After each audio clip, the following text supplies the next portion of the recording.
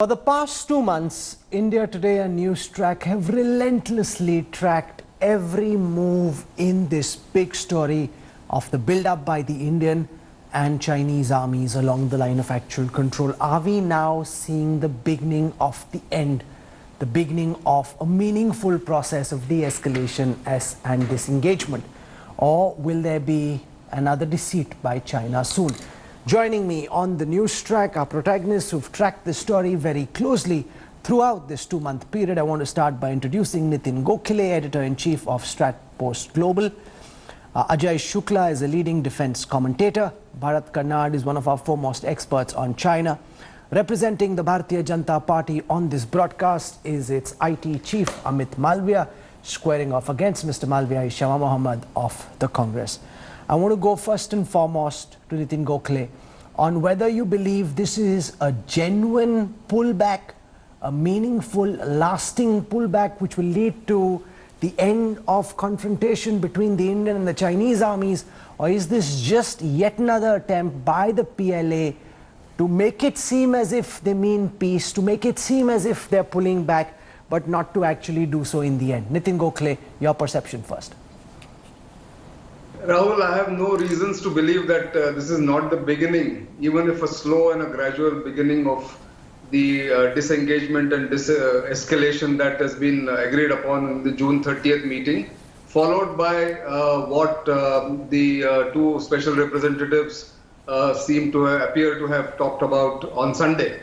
If I don't have any contrary input, I will have to believe that this is the beginning, because almost everybody, including India Today and all other news channels and my sources, of course, are telling me that the de-escalation, or at least the disengagement at certain points, have begun.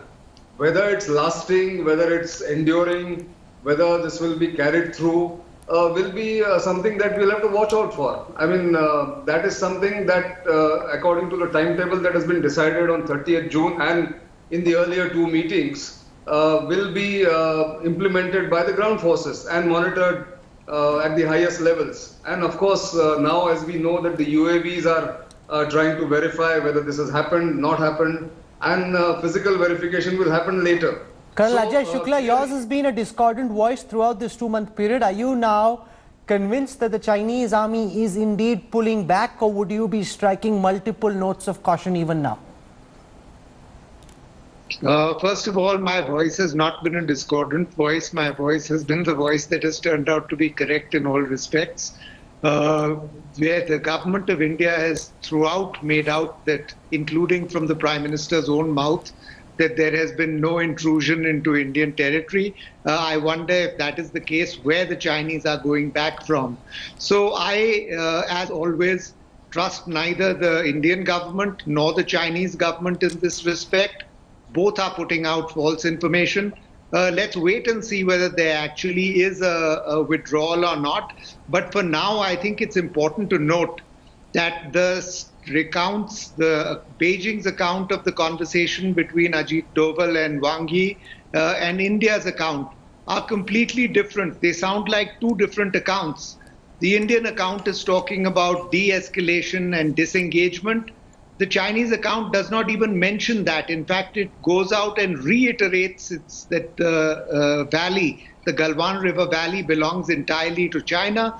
So it's still a fairly hardline stance. Okay. I think it. Let's really bring Amit Malviya in on this, because Mr. Malviya, if you look at the two statements put out by the Indian side and the Chinese side, China talks big picture, the relationship. India is talking about what's happening along the line of actual control. It doesn't seem like everything is resolved in the manner at which both sides are perceiving the current situation.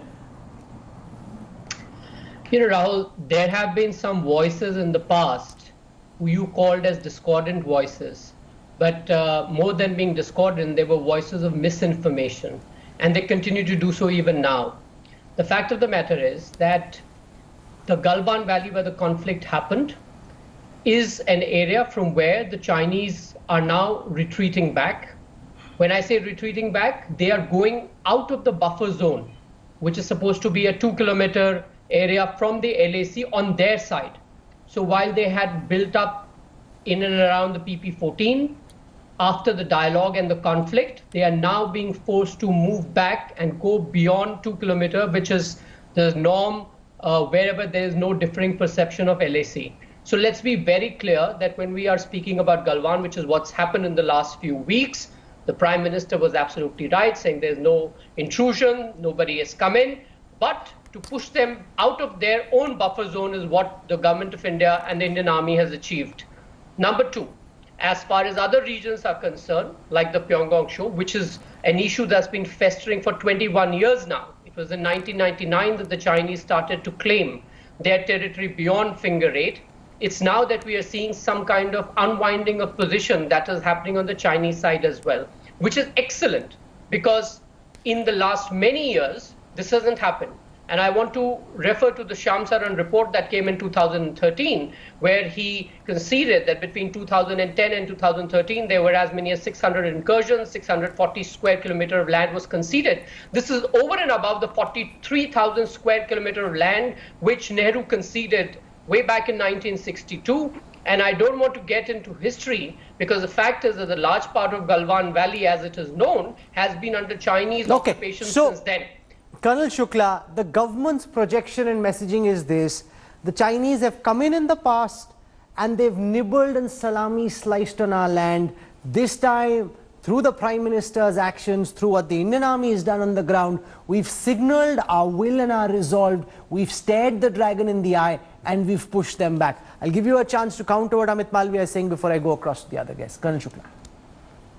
I think the government, their stance all along has been that as soon as you get into an inconvenient sort of cul-de-sac in an argument, you go back to 1950s and Nehru's loss of the Aksai chain. Let's not talk about the Nehru's loss of the Aksai chain. Let's take that as a granted. It was for various reasons, historical reasons that I shall not get into, a fait accompli. Let's talk about what's happening now. And if the Chinese are withdrawing from Indian territory that they've occupied, they're not withdrawing from a buffer zone as Amit Malviya is trying to spread the disinformation that he is. They are withdrawing from Indian territory that they had intruded into, and the buffer zone that is being created in Indian territory, not on the Chinese side of the line of actual control. Rahul. So if the Chinese are withdrawing, they would have created a buffer zone in territory that India has traditionally patrolled but will no longer be able to. Rahul, okay, Amit, you must allow me to come in there, please. Go on. Well, you know, I'm quite amused that you have voices who claim to be experts in military. And by the way, colonels don't sort of have view of what's happening in Siachen or for that matter Ladakh unless they've served there. So I would take what Colonel Shukla is saying with a bag of salt. The fact of the matter is, and I said this earlier and I'm repeating it again just to obliterate any scope for misunderstanding. Wherever there is no differing perception on the line of actual control, as is the case in Galwan, there is a buffer zone on both the sides, which is approximately 2 kilometers. The Chinese had built a post around PP-14, crossing over the buffer zone on their side. The Indian government and the Indian Army has now managed to push them back beyond the buffer zone on their side of the LAC. It should not be that difficult to understand unless some people willfully don't want to understand and mislead. So I want to go now to audience. Bharat Karnad. Mr. Karnad, as somebody who's been a China skeptic for decades now, would you believe that this Chinese army pullback is for real? Will this lead to meaningful disengagement or not? Look, I think there is a de-escalatory steps being taken, that's true. But I don't think this is disengagement in the sense that the government of India sees it as a restoration of the status quo ante. That's not going to happen. Why not? I think they've built too much because they've built up too much. They've invested too much, both politically, diplomatically, and in physical terms. For instance, on the Pangong Zone, what have they done? As far as I understand it, they've withdrawn a little bit, but have they withdrawn from the heights, the hilltops on Finger 4, 5, 6, and 7? They haven't. So, no, but this is just the first step. The government's not saying that there's been an ultimate and complete withdrawal. They're saying this is the first step, and taken in the context of the confrontation we were seeing for the past 21 days post Galwan, for the past 2 months, that this is a positive step in the right direction. Look, Rahul, I think most of these pronouncements by the two sides will be verified and validated very simply by the satellite imagery that will come in a week from now or 10 days from now.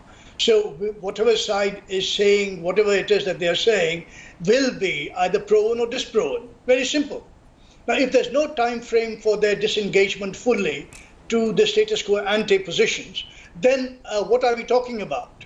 Is it the aim and objective of the government of India to restore the situation as existed before the Chinese got in and advanced into this side of the LAC, or at least violated the buffer zone as, say, the BJP spokesman would have it? Look, these are not contentious issues that can be sorted out on a television program. It can definitely not be believed, whatever is Beijing is saying, the spokesman there or the Indian government here, spokesman here. As I said, satellite imagery will come out and prove. So you're saying wait for the satellite imagery. I want to come now to whether the Prime Minister gets a part of the credit for his aggressive posturing in that speech he made to Indian soldiers. And remember, after that, China could have either escalated or pulled back. Now what we're seeing is the special representatives getting on the line on Sunday, and now this morning reports coming in of a Chinese pullback. So I'll put that question first to Shama Mohammed, because the Prime Minister risked a lot of political capital when he went to Ladakh, speaking in public, put out on TV to Indian soldiers, and on the back of that, the government can claim that we signaled our muscular resolve, we told the dragon we won't back down, and the PLA has had to pull back. The language that China understands is the language of strength, and that's the language we are talking to them in. And therefore, to that extent, it's credit to the Prime Minister himself and to his party. Shama Mohammed. Rahul, I salute the soldiers today. I salute my army, the martyred soldiers, because if there's been a disengagement, it is because of our soldiers and our army. Great salute to them. I have been watching your program for a long time because you've been giving an insight, a deep insight into all this. And I've seen that you have shown very clearly that the Chinese have come into the Galwan Valley, they have come into the hot springs, they have come into hot springs, they have come into Finger 4 to 8. All those things were something which I was watching on your channel. Now, the Prime Minister has clearly told, just like we have heard, that nobody has come into our land and no military post has been taken.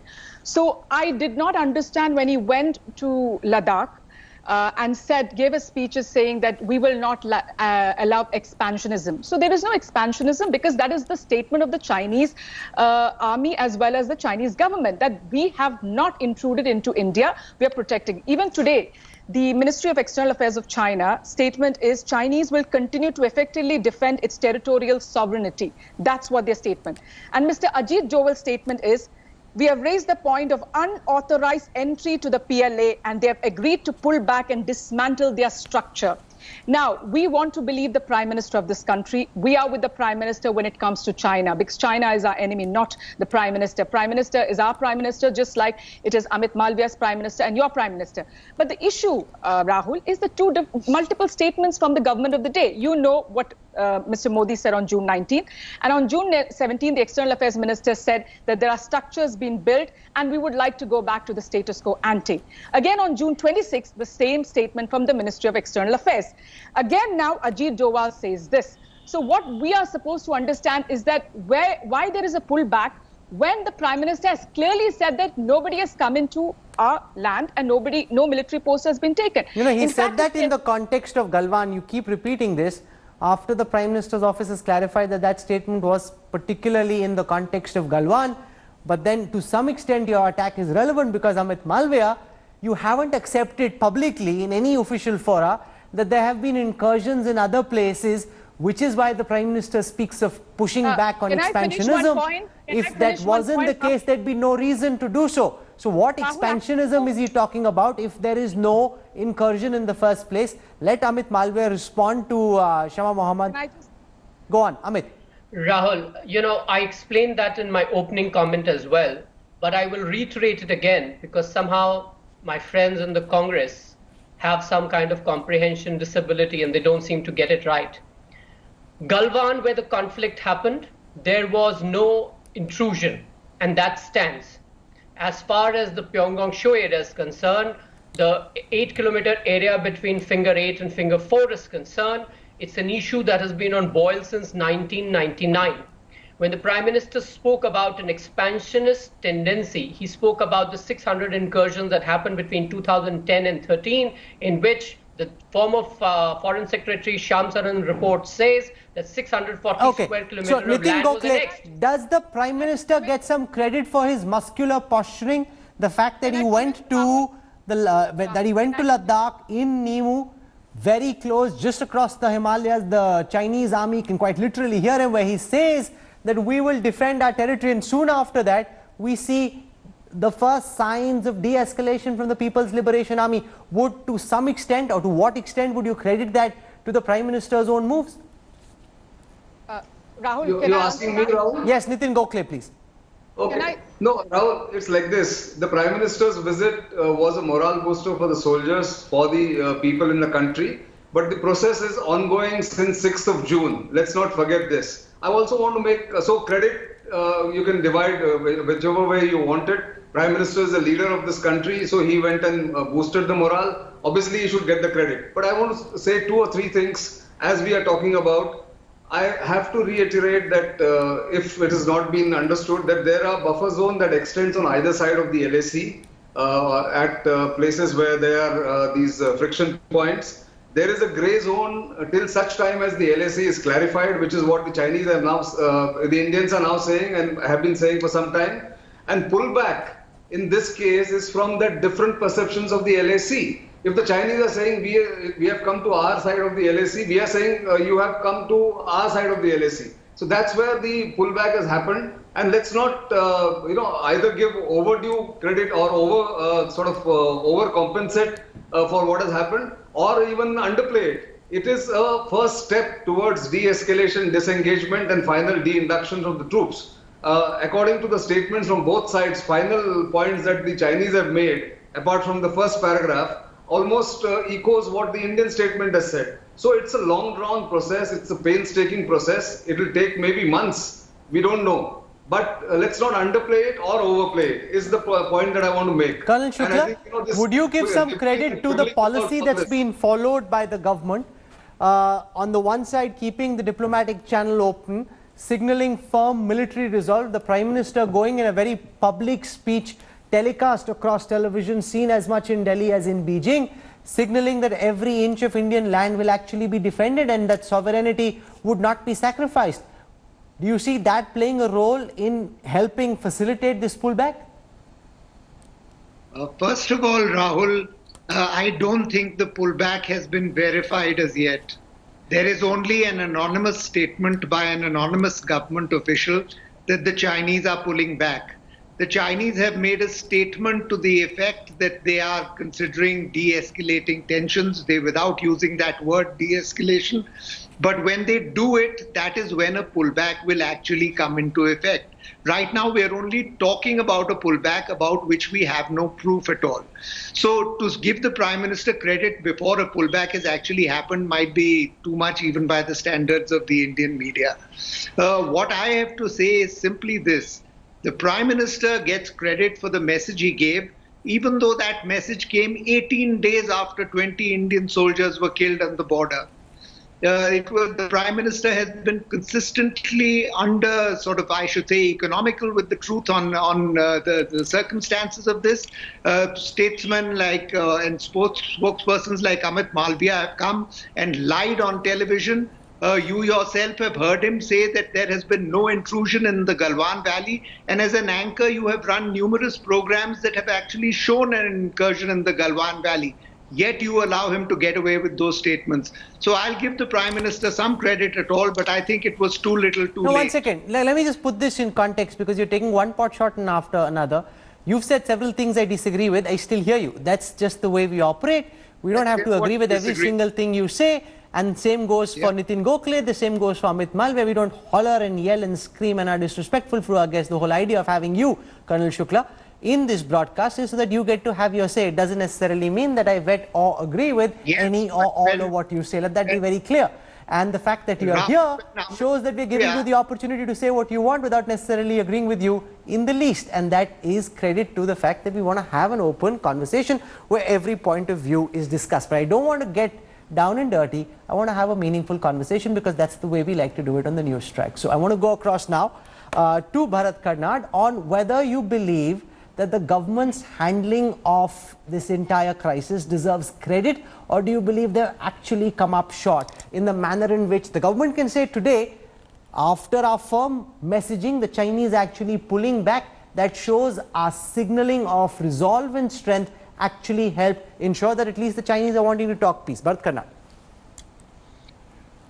Look, I think the success of the Prime Minister's statement and so on, visit to Ladakh, etc., it's the outcome is still, to be ascertained in terms of what what's going to happen on the ground. As has been said, these are just promises made or promissory notes signed, and we'll see what happens. And the extent of withdrawal to whatever line the Chinese believe is where they're going to withdraw to. But my point is, and has always been, the investment they have made is so big and so large and so physical. I'd be very, very surprised if they certainly withdraw from any of the places that they have built up in and where we have evidence of it. Secondly, assuming that there is... No, I don't understand what you're saying, Bharat Karnad. What is the substantial investment in infrastructure? There's some kacha structures over there. If the army wanted to pull back, they could do that. No, these are not kacha structures. What kacha structures are you talking about? You go up from PP14 up, your own satellite photos have shown that. So the point is they can come back to the same PP14 point anytime they want. If you're talking of de-escalatory measures, then the idea is to have both sides be in the same position of accessibility. Now, these guys are just around the corner on the river. They're built up. Oh, sure. They have now gone up ground because there is, the waters have risen, etc. But the point I'm trying to make is, and this pertains more to the Pangong Zone, where they've built up some very substantial features, like, virtual kraals for armored vehicles and so on. So what are we talking about? So let me put that question to Nitin Gokhale. I don't agree with the part about pakka structures, but what I do agree with is that they now have a proper road. It's a good quality dirt track road. We saw black topping equipment. We saw coal tar over there, which means that to a great extent, almost till that Y junction in PP14, Patrol Point 14, they've possibly now hard topped that road, which essentially means that they can come in. So you can pull back, but given the kind of infrastructure they've built, Nitin Gokhale, the likes of Bharat Karnad would argue they can come in not just with vehicles, but they can bring in heavy weaponry as well. And therefore, the pullback may be short-lived and can be changed whenever the PLA actually wants. Nitin Gokhale. Well, Rahul, even India can do that. Hasn't India built that bridge when they wanted it there on Galwan after the clash on 15th? So let's not get there. I think one of the things that is ignored, we keep talking about the Chinese ability to build roads and Chinese ability to build structures. Indian soldiers have built sangars and they've built kacha roads there also. The other thing I need to tell you is this, that as we speak, and since the morning, since yesterday, in fact, for 24 hours, ground troops are continuously monitoring the pullback process on both sides. The hotline is active between Chushul and Moldo on the Chinese side, Chushul on the Indian side, and there is no reason to disbelieve the process. Let us see if the Chinese come back. There is a healthy distrust about the Chinese intentions, certainly, but there is also this process which is being given a chance. About infrastructure, we know that the Indians have built infrastructure in the past 7-8 years. They have speeded up the infrastructure, which is one of the reasons cited by many of these experts who come on television and write everywhere, that because of the DSDBO road and other roads that the Chinese have now tried to slow us down. So if the Chinese can build the roads, the Indians can also build the roads. Have you shown any satellite pictures of the Indians building the road anywhere? Why isn't the satellite pictures showing that?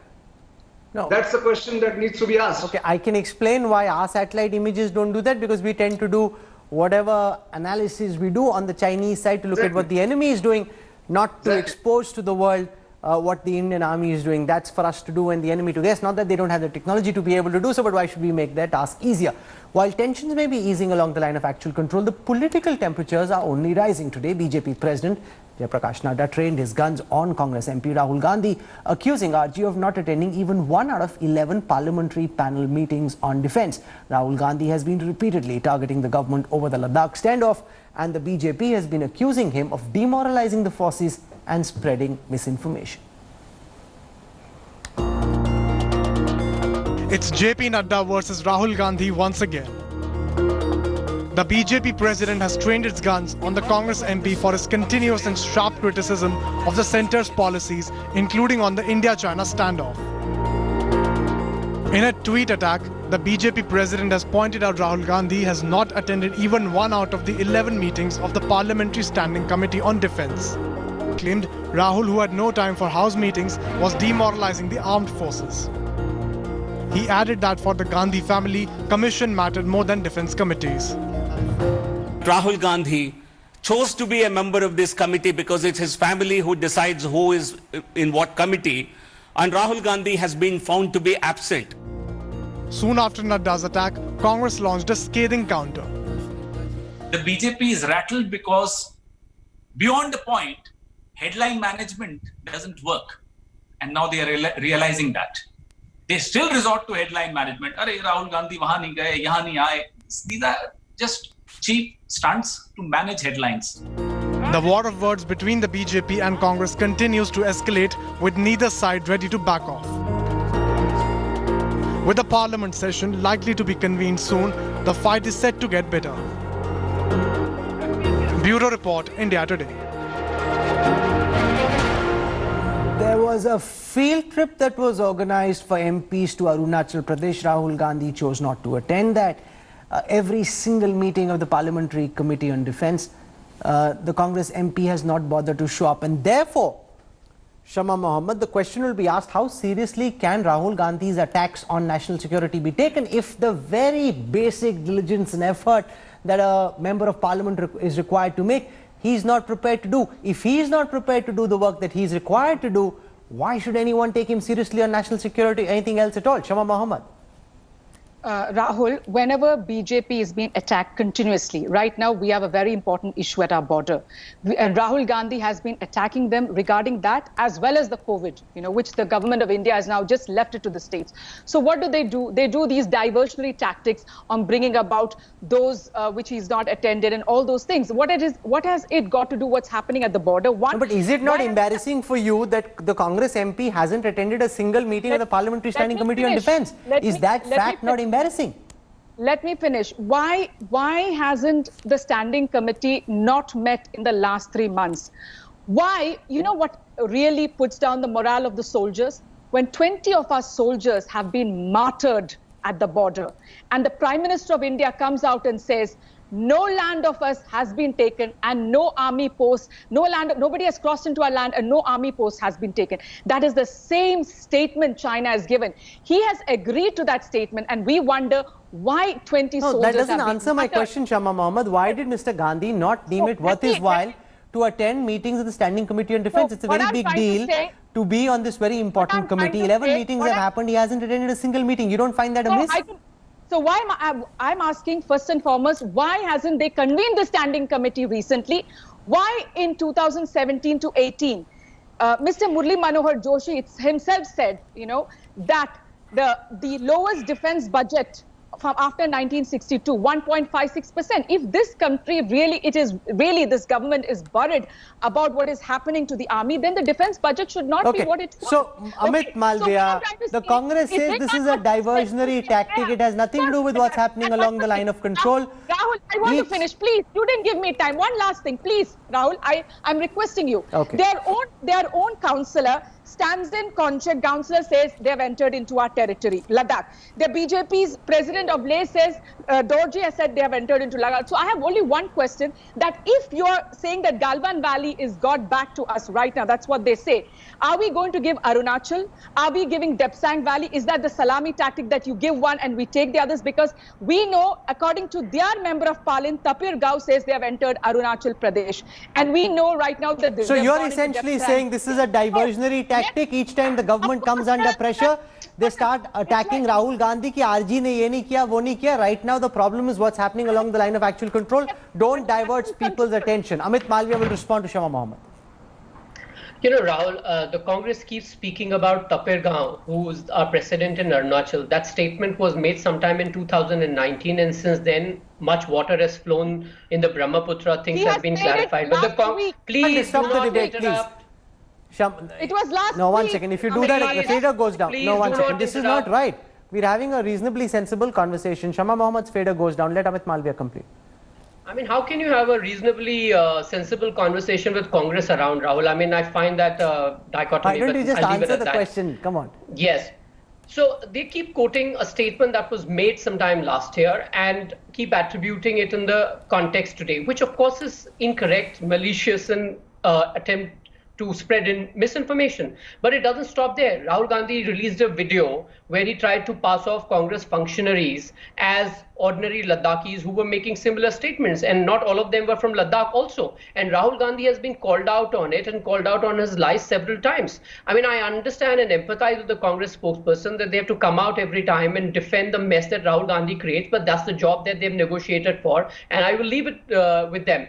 But coming to the most substantive issue, if Rahul Gandhi wants to target this government on internal security or for that anything else, the least that he can do as a member of parliament is attend important defense committee meetings. Now, why the meetings haven't happened in the last 3 months? Because everybody knows that there is this pandemic and the parliament has been suspended and therefore the meetings haven't happened. But what about the 11 meetings that happened in the last 1 year, 2019 and 20? He hasn't attended even a single one. Because if he would have maybe got an opportunity to go to the border areas. He would have understood that the kind of infrastructure development that is being done along the border is going to change the way China perceives India, and it is likely that they may resist it, which is exactly what happened in Galwan. And while 20 of our soldiers were martyred, we have given the Chinese a bloody nose. They have not had a battle fatality since 1979 when they had the Vietnam War, and today the Indian Army has done so. Colonel Shukla, would you concede that when an MP doesn't bother to attend standing committee meetings on defense and then wants to make national security and the status of the army soldiers a big issue, it just takes away any shard of credibility that attack may have? Can I come in? Well, it certainly gives the BJP a lever to attack him on. But how much one learns from attending standing committee meetings on defense is debatable, given that successive governments have completely ignored repeated exhortations and recommendations from the standing committee to buy certain equipment, to increase the defense budget. This is not just the BJP, this is the Congress government as well. So the standing committee on defense tries to do a job, but I would say that the president of a national party would probably be able to keep in touch with defense issues even without attending the meetings of the standing committee. In which case, don't sign up to be a member of the standing committee. You don't have to, Bharat Karnad, because if you're going to attack, listen, as an MP in the opposition, what's your task? Amongst the responsibilities opposition MPs have is to contribute in a meaningful fashion to deliberations of various standing committees. And if Mr. Gandhi thinks it's not worth his time, either he shouldn't stand up or make space for somebody else. Why does he want a seat on that committee without, and the defense committee is one of the most important committees, if it's not worthy of his time, if he doesn't want to show up? Bharat Karnad. Well, look, the parliamentary committees should be taken seriously by the opposition. That's true.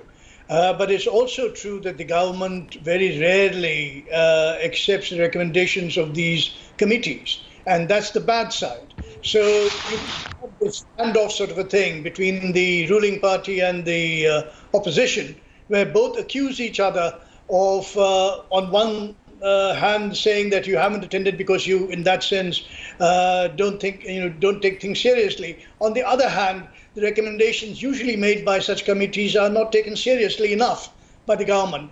Let's just say that they accept the recommendations selectively. And so there is a little bit of demoralization. Nitin Gokhale, would you buy that argument that if the standing committee were to make recommendations as this standing committee has in the past and the government were to dismiss them without paying attention, therefore you can't really blame Rahul Gandhi for not bothering to show up, because what's the point of showing up if you aren't going to listen to what the standing committee arrives at in the end? Nitin Gokhale.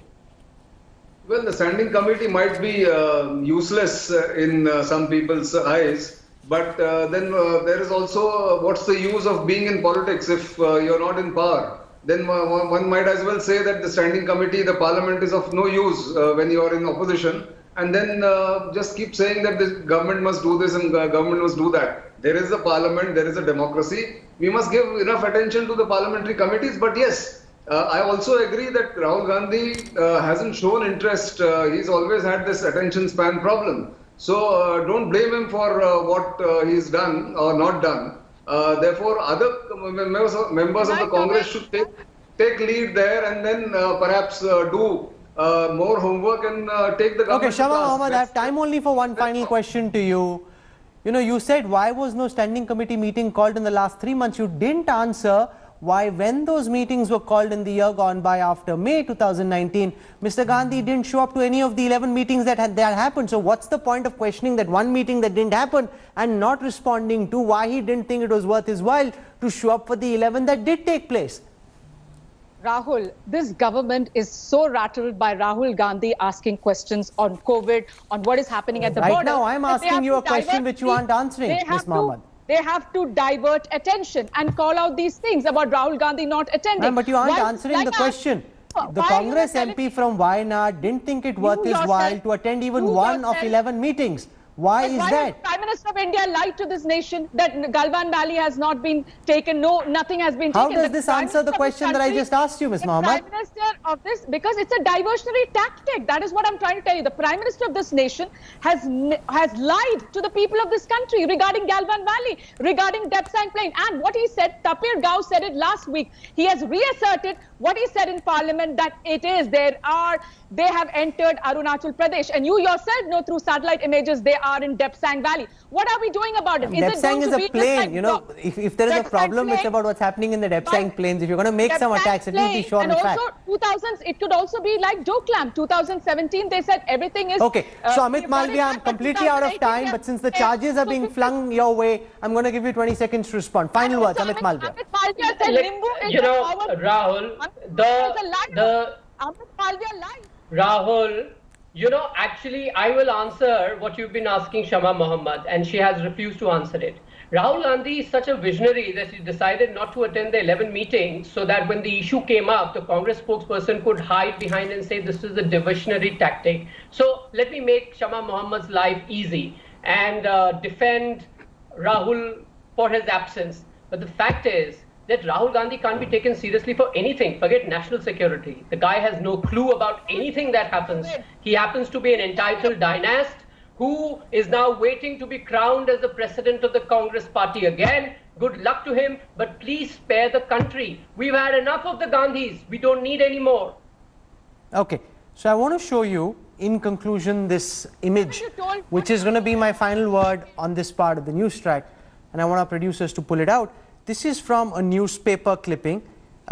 It's dated the 15th of July 1962, eerily close to the time we're in right now. And what this clipping says is, Chinese troops withdraw from the Galwan post. Chinese troops withdraw from the Galwan post. And it's interesting, if you read further, it says, great courage shown by Indian Jawans, Delhi warning has a telling effect. You know, what's very important for us is not to get caught up in rhetoric, not to just start believing that the Chinese are actually pulling back and that this has been a great Indian win. You have to wait to verify and see whether there is an ultimate and complete withdrawal, or is there going to be only a partial withdrawal, because till the time status quo is restored, we go back to the situation as it existed before April, you can't really say that the Chinese have pulled back. The fact that there is talk of de-escalation is appreciable, but we've got our eyes on every move the dragon makes. For the time being, I want to thank Nitin Gokhale, Bharat Karnad, Ajay Shukla, Amit Malviya and Shama Mohammed for joining me on the Newstrack tonight. Hello everyone, this is Rahul Kanwal here. Hope you enjoyed this video. For the latest news and analysis, like and subscribe the India Today YouTube channel and don't forget to press the bell icon to stay updated.